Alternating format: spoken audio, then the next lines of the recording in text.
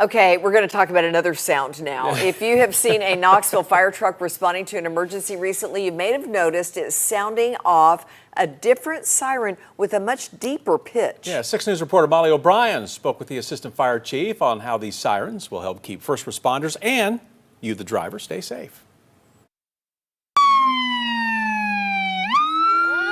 This is the standard siren you're probably used to hearing. We typically will use our Federal Q siren. That's that long wind-up siren that you hear, and that does get a lot of attention. That runs at about 85 decibels, maybe 90 decibels.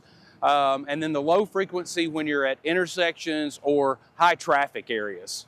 Knoxville Assistant Fire Chief Mark Wilbanks tells 6 News that KFD is implementing a deeper decimal siren in the newer vehicles.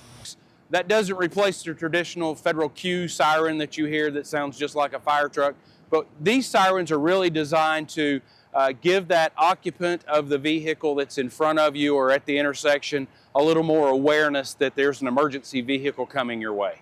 So we're going to demonstrate what it would feel like if you're inside a car and the KFD fire truck pulls behind you. You can hear the typical siren that Wilbanks explains.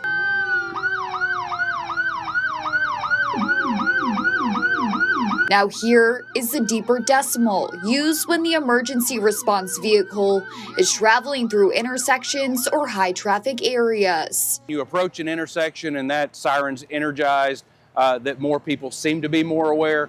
Of course, drivers stay distracted pretty regularly on their phones, different things like that. The purpose of the deeper decimal siren is to target drivers who have their AC on or music playing. One of the biggest things is that low frequency, it almost kind of shakes you in your vehicle and you kind of look up and try to see what's going on around you. The deeper siren is in all of the newer staff cars and fleet vehicles. In Knoxville, Molly O'Brien, 6 on your side.